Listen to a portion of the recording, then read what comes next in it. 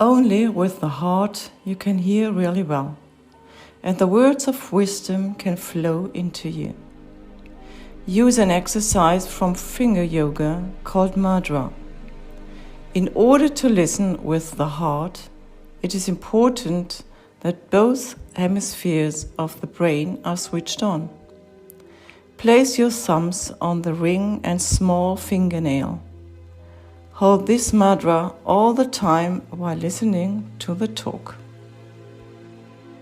I think more than anything else, I think there's this feeling that we all have that never seems to go away. And it's an intuition, it's an instinct that tells us that there's more to reality than this dream. And I think that people come to this work for that feeling. And I think that we're greater than we think, more powerful than we know, more unlimited than we could ever dream. And my passion, my interest is to take science and combine quantum physics with neuroscience, with neuroendocrinology, with psychoneuroimmunology, with epigenetics, electromagnetism. And I think science is that language to demystify the mystical and to build models of understanding from a theoretical and intellectual knowledge-based analytical perspective. But that knowledge void of experience is philosophy. But if you can teach people how to practically apply it, to personalize it, to demonstrate it, to initiate that knowledge and do something with it, if they can get their behaviors to match their intentions or their actions equal to their thoughts, if they get their mind and body working together, they're going to have an experience, right? And it turns out that learning information makes connections in the brain, but experience enriches those connections. Well, the moment those neurons string into place, there's a biological change that takes place in the brain. Another part of the brain makes a chemical, and that chemical is called an emotion. And the moment you feel successful, the moment you feel empowered, the moment you feel unlimited, I think now you're teaching your body chemically to understand what your mind is intellectually understood. So knowledge is for the mind and experiences for the body. And so what we learned in this whole process of transformation is that the more people understand what they're doing and why they're doing it, the how gets easier. So when the experience then causes them to embody the truth of that philosophy, it's no longer theoretical, it's experiential and it's visceral. So the experience then produces a strong emotion, and the emotion then is what is the information coming back to the body that begins to select and instruct new genes. And we've measured this on people that they could actually change their gene expression in 3 or 4 days by doing this. Now, if you've done it once, it means you got to be able to do it again, right? So anybody who's serious about their own personal growth and evolution, the replication of any experience will begin to both neurologically and chemically condition the mind and body to work as one. So when you've done something so many times that your body now knows how to do it better than your conscious mind, now it's innate in you, it's implicit, it's automatic, it's second nature, it's easy. You've become the knowledge. And in a sense, you've mastered that knowledge and you're in a new state of being. So my interest is demystify that process so that people have within their reach all the tools to begin to apply it to their lives. And so I started my journey in 1986. I got run over by a truck in a triathlon and didn't have a whole lot of hope that I would ever walk again. I had fractured 6 vertebrae in my spine, and I had bone fragments on my spinal cord, and the spinal, one of the vertebrae where the neural arch was broken and pressing up against the cord. So, you know, the prognosis was that I'd never walk again and I needed a radical surgery. And so I thought, my God, I'm not going anywhere or doing anything. I wonder if my mind could affect my body. And it worked. And then I started studying spontaneous remissions to see if other people have had the experience of turning around cancers and Parkinson's and rheumatoid arthritis and other disorders. And I interviewed hundreds and hundreds of people that actually did it. And I looked for the commonality. And once I understood what was common amongst them, and believe it or not, it wasn't diet, Believe it or not, it was primarily mind, and so that forced me to see if I could explain those in a scientific way, and then be able to teach it to sick people to see if those same things, if they applied properly in the scientific language, could produce some amazing results. And then use it on well people. If you want to transform yourself from being in lack or poor to be successful, to turn a disease around, to fall in love, to start a new career, to have a mystical experience, will the formula be the same? And after a couple of years, we started noticing people stepping out of wheelchairs. We started noticing people going into remission, and that's when it got really exciting, because I'm an empirical person, and I knew that something was happening with these people, not over the course of years. I'm talking about right before my eyes. Like, there's a person in a wheelchair from MS, multiple sclerosis, in a wheelchair for 10 years, step out of a wheelchair and start dancing around, and I have to tell you, I was more surprised than anybody, when I saw that. That's sick. It's crazy, right? It's a miracle. Yeah. So, and how is that possible? Well, that's a great question, and you have to really begin to demystify the process, because anything that we do that is matter trying to change matter. You want to get healthy. You got to change your diet, you got to exercise, you got to do certain things, you got to sleep better, you got to take vitamins, you got to get massage, you got to get acupuncture, chiropractic, you got to take drugs, whatever you got to do to get physically, chemically, and emotionally in balance. All of that takes time. So what we were seeing was that these things were happening in no time. In other words, the person was having an inner event that seemed to be as real as any external outer event. Now, the end product of an experience, in any experience we have, is called an emotion. That's the chemical feedback. The research on epigenetics, Alex, says that it's the environment that signals the gene. So if the environment signals the gene, and the end product of an experience from an environment is an emotion, I realized that these people were signaling genes ahead of their environment. Now, genes make proteins, and proteins are responsible for the structure and function of our bodies, and the expression of proteins really is the expression of life. So, in a sense, the person was making an inner experience so real that the brain and body didn't know the difference between the real life experience and the one that they were imagining. And we saw biological changes in their brain. We saw biological changes in their body. So we started doing thousands and thousands of brain scans, measuring people's brains before they came to an event, putting them through 4 days or 7 days of training, and then measuring their brain at the end of 4 or 7 days, and it was a different brain. The changes weren't just in their mind, they were in their brain. We were checking people's heart rate variability monitor to teach them how to sustain an elevated emotional state, not just for 5 minutes, but to be able to do it for 45 minutes on command, so that they could self-regulate in their life and slow down their reactions and responses to people and conditions in their life that would weaken them. Their fear, their anger, their hostility, their resentment, their impatience, all of those emotions take energy for the body, and the response is weakening the body. So we measured gene expression. We saw that people can change their genes in 4 days. We measured the immune response when people give up fear or impatience or resentment and start practicing elevated emotions like gratitude and appreciation and inspiration, love. How it strengthens the immune system.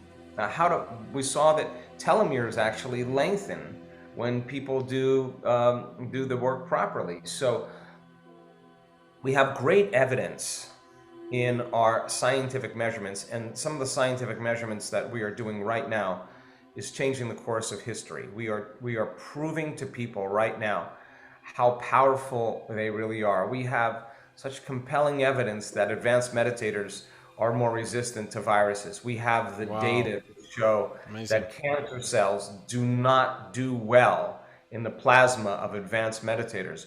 We know that advanced meditators' plasma will downregulate the genes for Alzheimer's. We have evidence to show that there are a host of very powerful biological changes that take place where people practice this simple formula of creating coherence in their brain and their heart. And when you have coherence in the brain and the heart, that's the door to so many possibilities. And we've been working pretty hard in demystifying the process.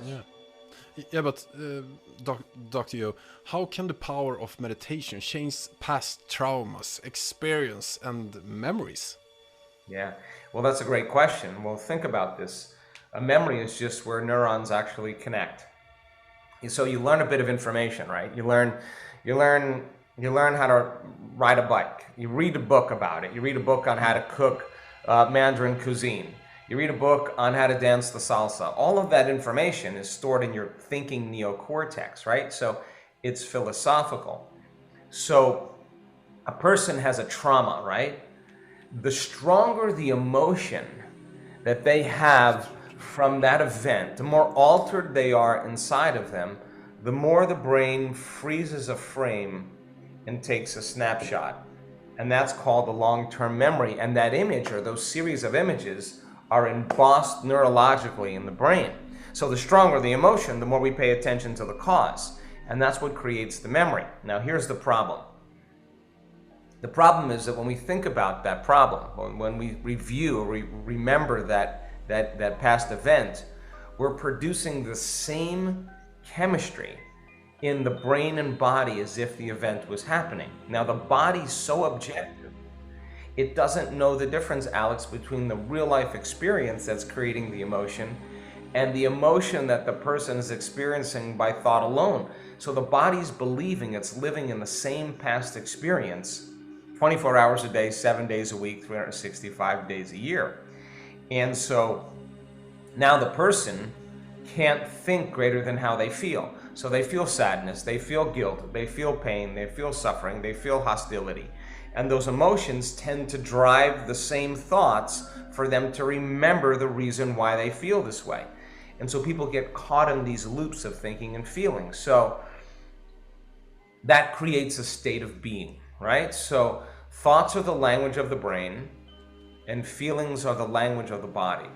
And how we think and how we feel creates our state of being. So without the person knowing this, by reviewing and remembering the problem, they're taking a thought and a feeling, an image and an emotion, a stimulus and a response, and they're conditioning their body emotionally into the past. Now, the trauma does not only exist in the brain, the trauma now exists in the body too as an emotional memory. So if the person can't think greater than how they feel, and they believe that their thoughts have something to do with their destiny, they're thinking in the past. And if you're thinking in the past, you create more of the same life.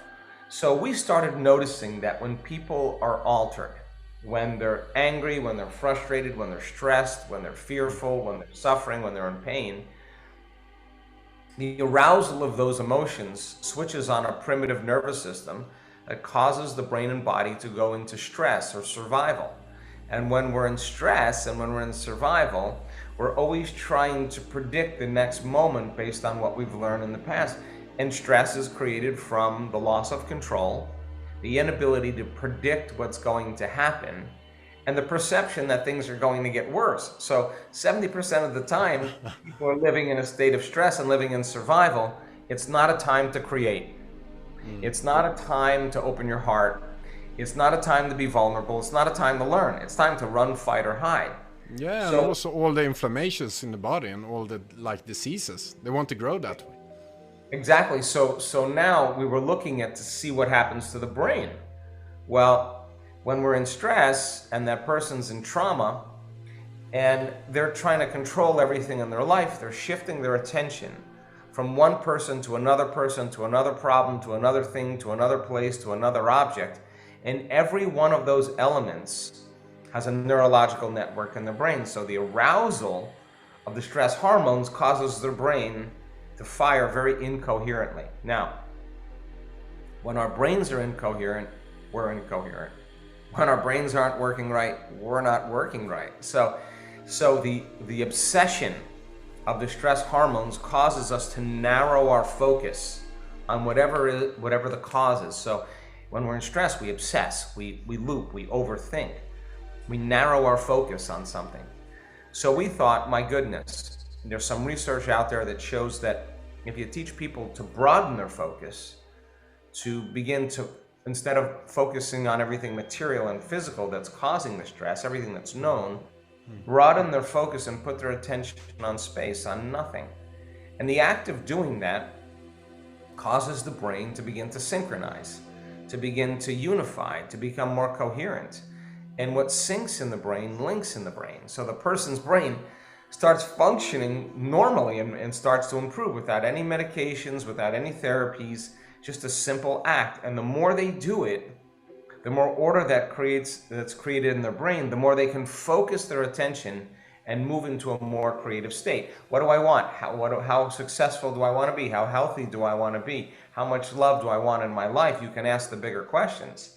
By the same means, when the person is gripped by those hormones of stress and they're not running from that predator, they're not fighting, and they're not freezing and hiding, but the chemicals are running, their heart is beating because it's in an aroused state, but it's beating against the closed system, and the heart starts beating incoherently. When that happens, energy leaves the heart, and we stop trusting, we stop believing in ourselves. So we teach people how to create brain and heart coherence, and what we discovered just in the last couple years is that when this heart starts beating orderly, and it's a skill, just like anything else you do, like dancing the salsa, like when you understand all that information and now you're in the application of it, once you start to experience it and you get the feeling of what it feels like to be in this state, it turns out that when the heart is coherent,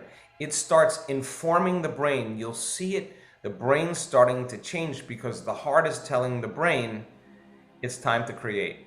Now it's safe to create. It's the creative center.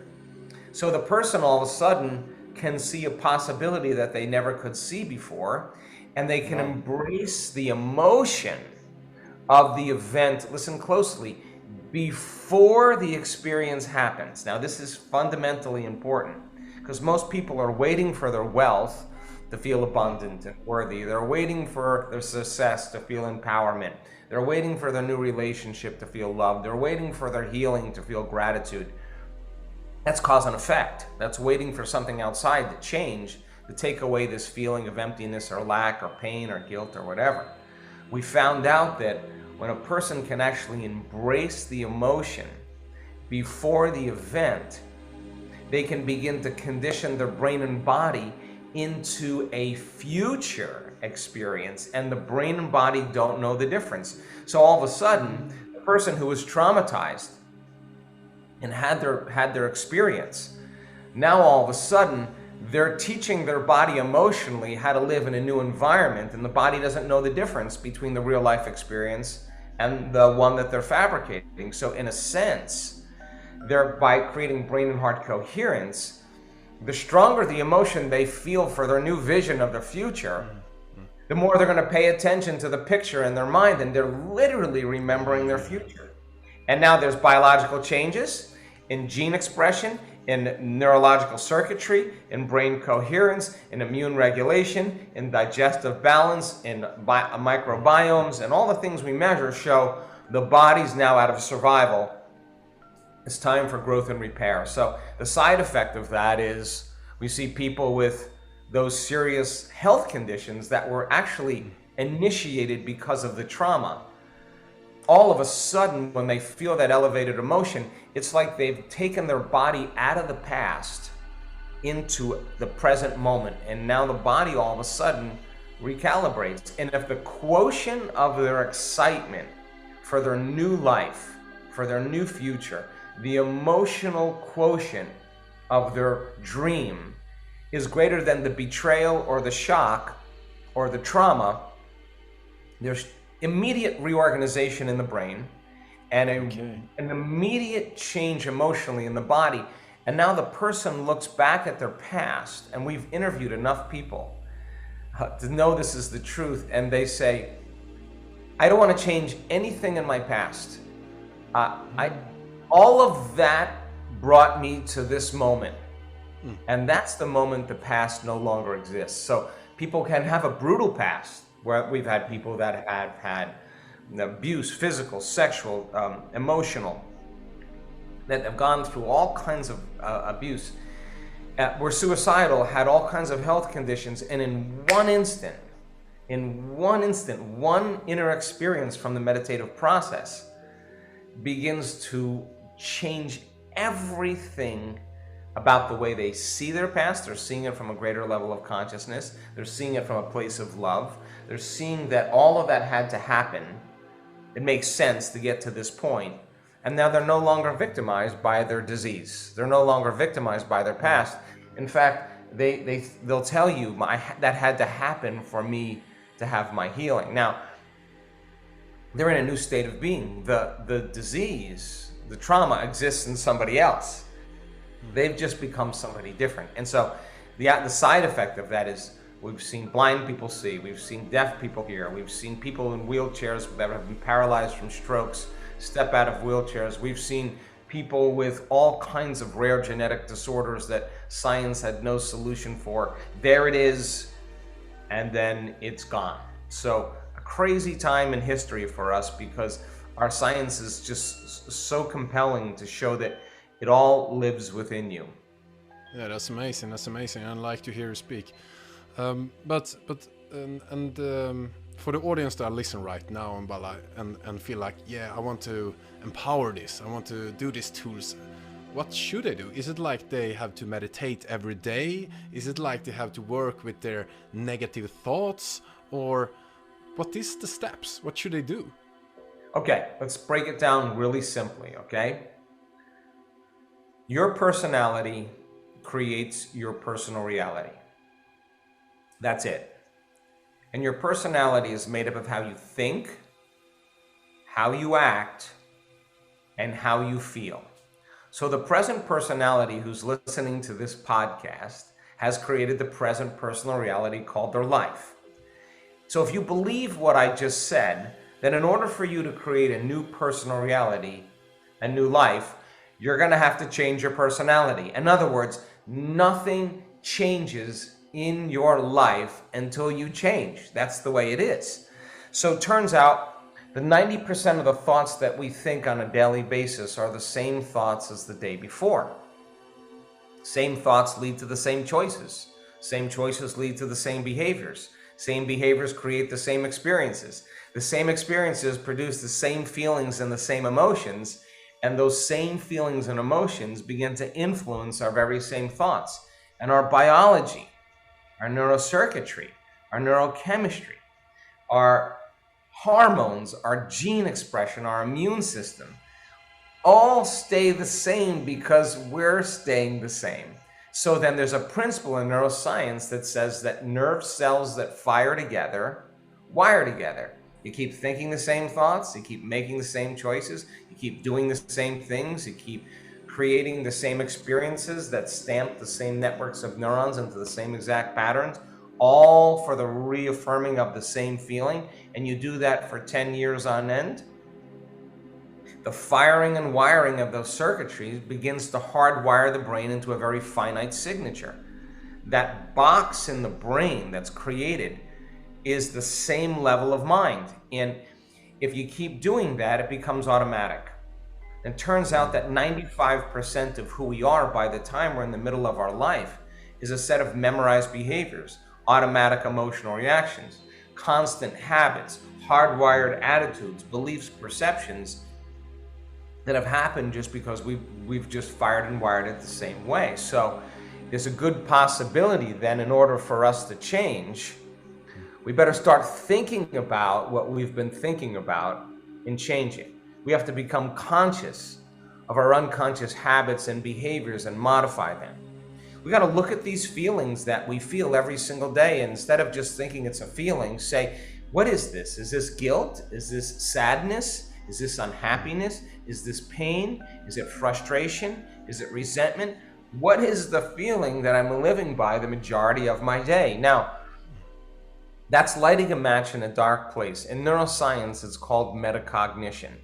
The word meditation means to become familiar with. That's what it means. So the more familiar with you are, I can't, it's too hard, I'm never going to change, it's my ex's fault, it's my boss's fault, it's my country's fault, it's the government, it's the weather, it's my pain, whatever that thought is that you accept, believe, and surrender to on a daily basis that's automatic, you have to become so conscious of that unconscious thought that it doesn't slip by your awareness unnoticed. You got to catch yourself saying, I'm tired, I'm unhappy, it's someone else's fault. Do you complain? Do you blame? Do you make excuses? Do you feel sorry for yourself? That personality has to change in order to create a new life. So then you have to become so aware of your unconscious habits that you don't go unconscious to them in your waking day. Then you got to sit in the fire of those emotions. And you got to watch those emotions come up, and you have to sit with them and know that there's something on the other side of them. Now, this is where most people get up and say, I can't meditate, or I'm going to call up my friend, or I'm going to get on social media and make a post. I'm going to turn on the football game. I'm going to get distracted because I need something out there to make this go away. And what we're saying is we're not relying on anything out there. That's the hypnosis. That's the conditioning. We want you to just become so familiar with that feeling that you catch yourself in your waking day. The moment you start feeling sad and your energy drops, you catch yourself. So there's an unlearning process, or a breaking the habit of being the old self process that requires a lot of attention, a lot of awareness, and it takes energy. You gotta stay conscious, right? So that unlearning process, then, the hardest part about change is not making the same choices you did the day before. And the moment you decide to make a different choice, get ready, because you're going to feel uncomfortable. It's not going to feel familiar. It's going to feel yucky. It's going to feel unpredictable. It's not going to feel good, because even people who feel sad and suffering, at least they can feel that, and that's familiar to them. So you're stepping out of the known into the unknown. Now, if you've done something so many times that your body now knows how to do it better than your mind, that's a habit. So then the body, who's been conditioned into negativity, into sadness, into suffering, into pain, all of a sudden is saying, hey, Alex, it's been 2 hours since you've been complaining. I mean, you've been complaining for the last 20 years. You're just going to stop like that? So the body starts trying to influence the mind to return back to the same familiar territory. So the emotion starts saying, come on, you're a loser, you'll never change, it didn't work last time, start tomorrow. And those are the thoughts that are being influenced for the body, that are the same thoughts that people think all the time. So if they respond to that thought's going to lead to the same choice. That same choice is going to lead to the same behavior. The same behavior is going to create the same experience. The same experience is going to produce the same feeling, and they're going to say, oh, this feels right. Well, no, it feels familiar. The person who's crossing that river from the old self to the new self, that place, that discomfort is not the known, it's the unknown. And that is the perfect place to create in. So then if you teach a person then, what thoughts do I want to fire and wire in my brain? And with a certain amount of presence and attention and intention, they can begin to fire and wire those thoughts. Now, they're installing hardware in the brain. Keep doing it over and over again, and it becomes like a software program. It becomes more automatic. Now, that's the new voice in your head that says anything's possible. I can change. I'm worthy of success. I'm worthy of abundance. You program that. Nobody else did. You program that. Then you say, okay, how am I going to be with my family? How am I going to be in my relationship? How am I going to be in traffic today? How am I going to be on my Zoom calls? What would greatness look like today? But do you write like a list of the new 2.0? Yeah, let me just finish. Yeah, I'll give you the instructions. But here's the bottom line. If you sat down and you closed your eyes so you weren't distracted by the environment, that you weren't looking for your cell phone or for your coffee or whatever. You weren't eating, you weren't drinking, you weren't smelling, you weren't tasting, you weren't up and experiencing. You were sitting still, making your inner world more real than your outer world. And you rehearsed in your mind, you look like an athlete, and you rehearsed how you were going to be in any of those situations. The science of mental rehearsal says you can change your brain to look like you already did it. So with the practice of rehearsing how you're going to be in certain circumstances, you install more neurological hardware. The brain doesn't know the difference between the real life experience and what you're imagining. Do it enough times, install the hardware, it becomes a software program. Side effect, you start acting like that person. You start acting happy. Nobody did that for you. You installed the program. Then you say, okay, I'm not going to wait for my healing to feel gratitude. I'm not going to wait for my new relationship to feel love. I'm not going to wait for my success to feel abundance or empowerment.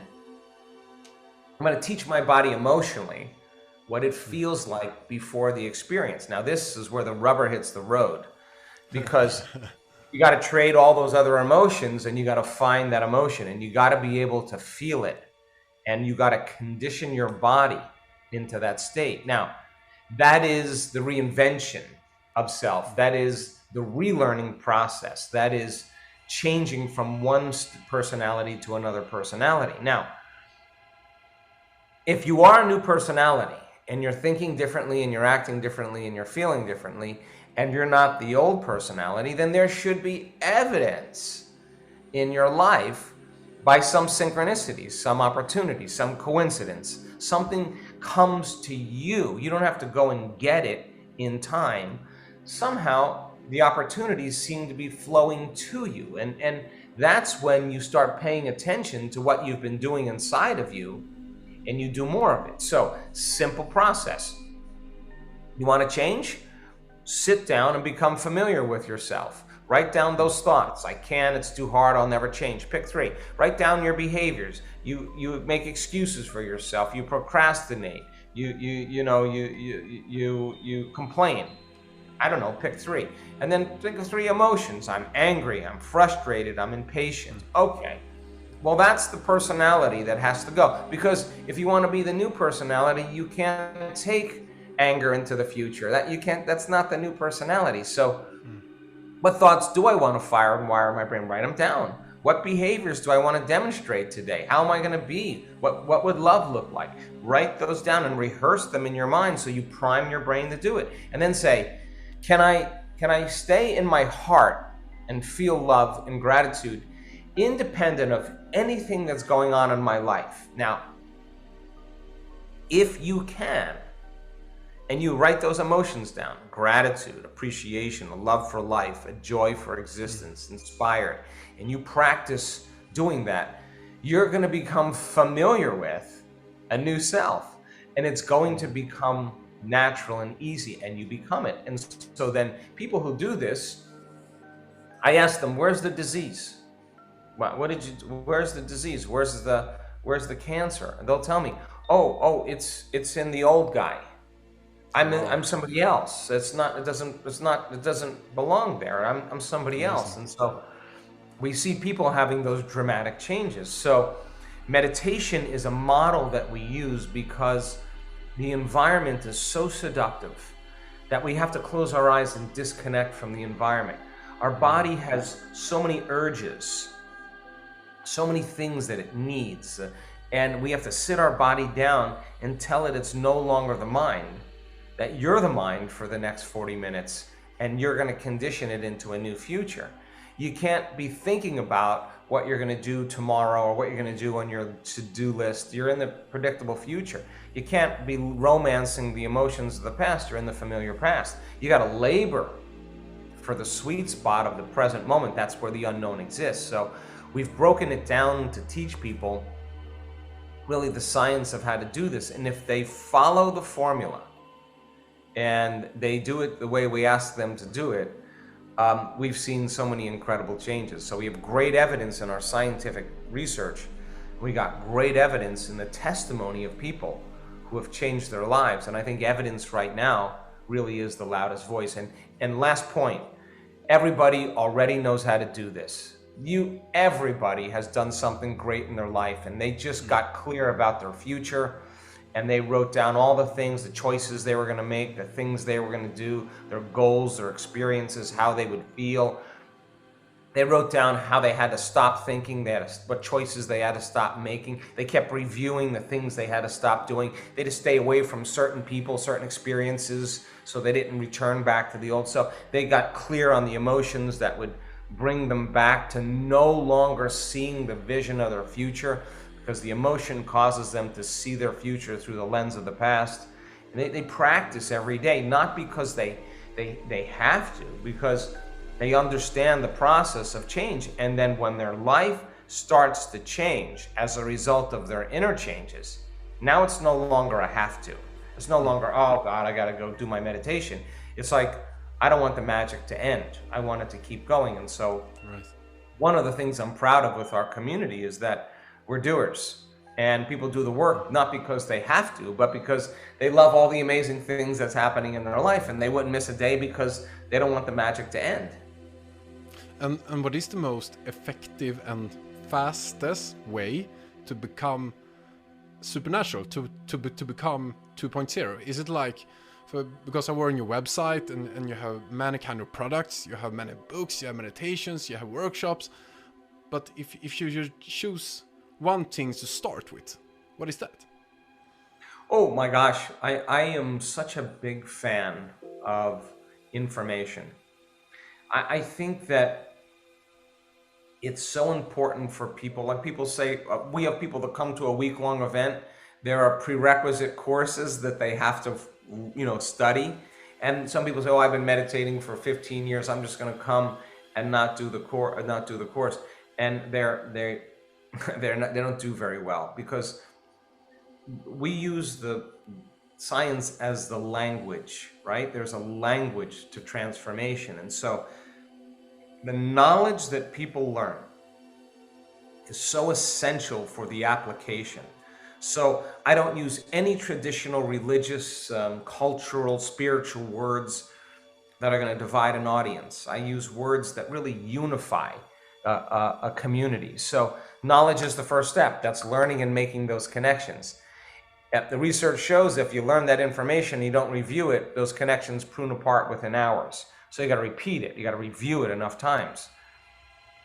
Then the practice is so essential. The practice of doing something where you're actually taking that information and practicing it. So people make great strides, and many people heal themselves by reading the books and practicing the meditations.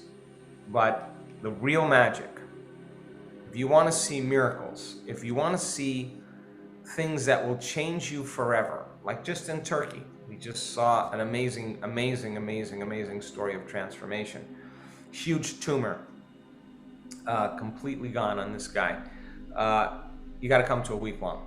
It's 7 days, and our data with the University of California, San Diego, our research team, people who come to a week-long event that are novice meditators, that do a little meditation but not really into it, at the end of those 7 days, there are so many biological changes that take place in their brain and body consistently, that at the end of those 7 days, they look like an advanced meditator, because the immersion of it is full, where you're going all day, you're overcoming yourself all day, and you're sticking with it until you break through. And then when you break through, then it's time to create. And then that's when it gets pretty exciting. So I don't think there's a shortcut. I think it's great when you're with a community of people. That's why we're still doing the week-long events, because even during the pandemic, I said we have to figure out a way to keep meeting. So we run large events, as I said, but the key is, I think, the information first, and then after the information, it's being consistent, and it's just like anything else. You hit a golf ball once really well, you want to hit it well again, and so you gotta practice. And so when people start practicing and they're piecing it together, it gets exciting. So I don't think there's a fast track. I understand. I hope you come to Sweden soon. We have a big audience here who want to go in your event, so that's amazing. Oh, listen, we're planning on it. I mean, I literally, the last night of our event in Turkey, I was with my dear friends that are from Sweden, and they were volunteers for the event, and we were talking about finding a way to get there, and we're planning on hopefully next year doing a progressive workshop, which is a Friday night, all day Saturday, and all day Sunday, and that's the basics for people to learn before they come to a week long, and so we're planning on it. We're planning on it. Yeah. I also must ask you this question. You have already talked about it, but one of my biggest problems is that I tend to react quickly to negative situations. How can I cope with anger? Do you have any suggestions or advice? Yeah, I'll tell you the first thing. It's not that you react. We all react. The question is, how long are you going to react? That's the question. So we found out that when people react emotionally with anger, with antagonism, there's an arousal that takes place because you're turning on the sympathetic nervous system, and the sympathetic nervous system is a primitive system saying, Alex, whatever that is a threat to you. And if there's a threat, a good way to deal with a threat is to get aggressive. That's primitive. It's animal. It's very animal. Some people will say, oh my God, there's my ex, and instead of getting angry, they run. They flee. They're in fear. They're like, the fear is, I'm better just getting away. So the fear causes them to run. When people feel fear, when they feel anger, when they feel pain, those are the primary stimulators that switch on that sympathetic nervous system. And they used to say that it's automatic. Like, it's automatic. It happens automatically.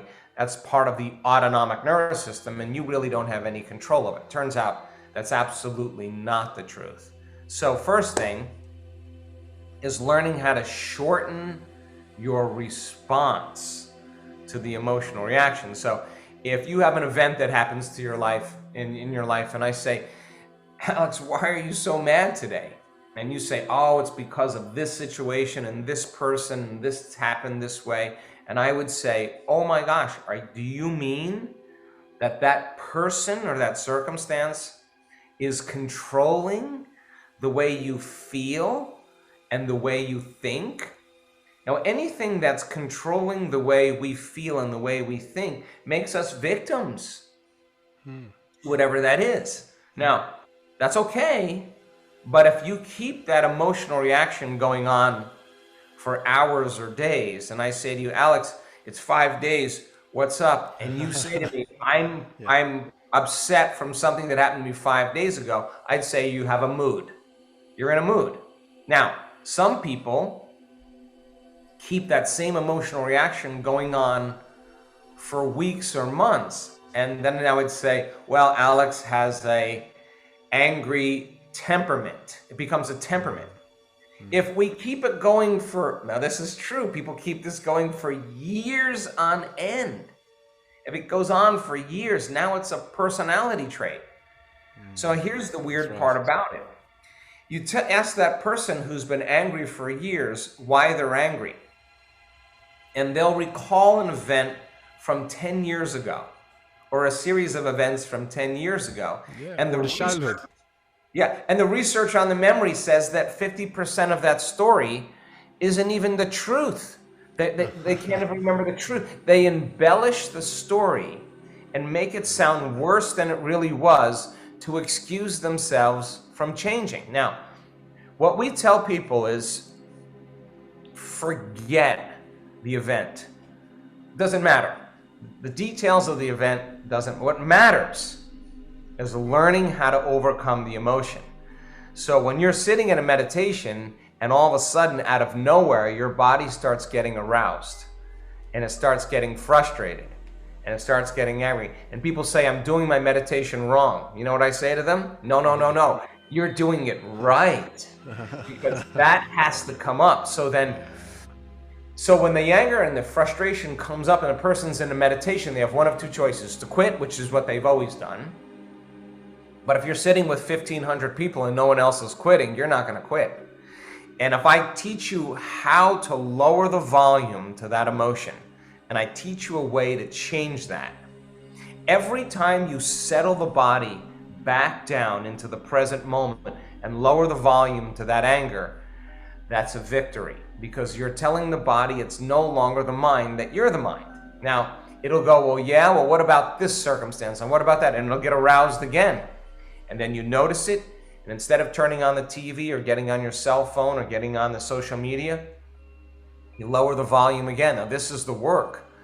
It turns out every time you do that, that victory, you're telling the body that it's no longer the mind, that you're the mind, and then all of a sudden it wants to get up and go. It's busy, it's got things to do, and you become aware that it wants to do that, and you bring it back to the present moment. You're executing a will that's greater than the program. Now, it turns out if you do this enough times, sooner or later the body surrenders. Sooner or later the body acquiesces. It says, I'm no longer the mind, Alex is the mind. And when that occurs, there's a liberation of energy. That anger, that frustration, literally turns into energy. It's released into the field as information. Now, you return back into your life and you see the same person or the same circumstance, your response to them is going to be much less. Why? Because you took care of it within you. You're not trying to fix it out there. It's just that your response is different.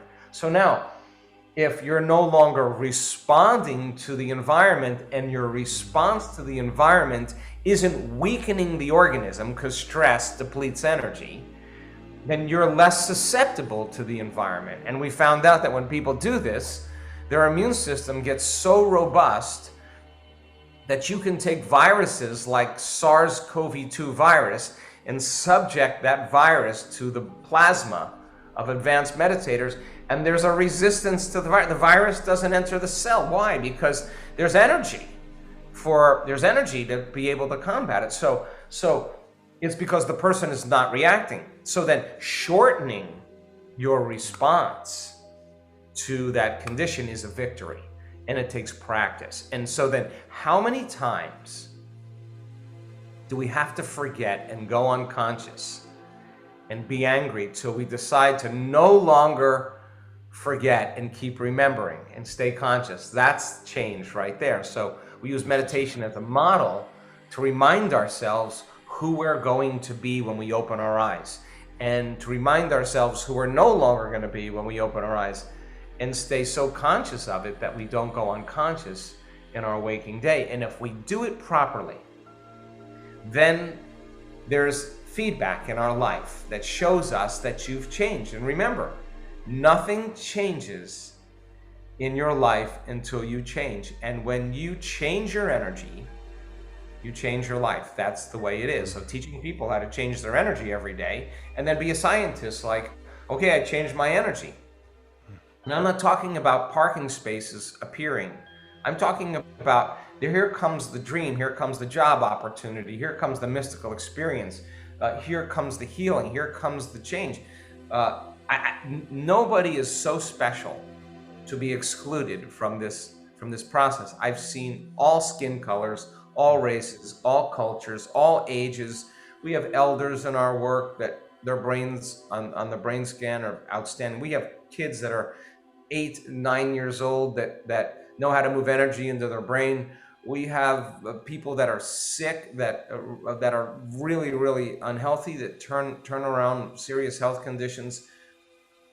You could be in shape, out of shape. You could eat gluten, not eat gluten. You could eat meat, not eat meat. It doesn't matter. You could be anybody you want to be. Just learn the formula, and then practice it so that you see the outcomes in your life. That's when it gets exciting.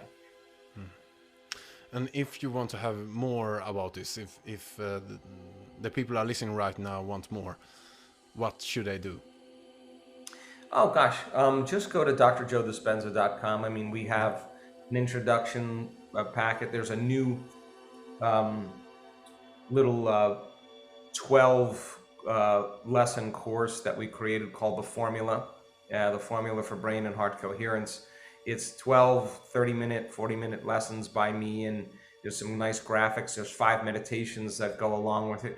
My thing is experiment with it. Okay, I'm going to change the way I think, act, and feel.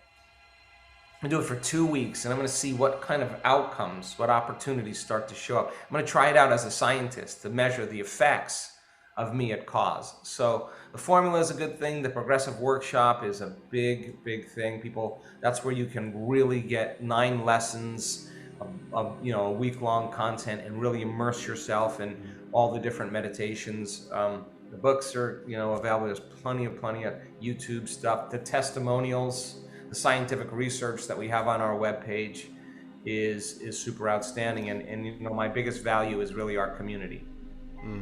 If you can recommend one of your books, which one should you recommend to start with? Breaking the Habit of Being Yourself. That's a good foundation. When I get lost in my life, I go back to the basics, and that's the basics. That's a good foundation of the unlearning, relearning, breaking the habit of the old self, reinventing the new self. That's a good one for us to practice, and then after that.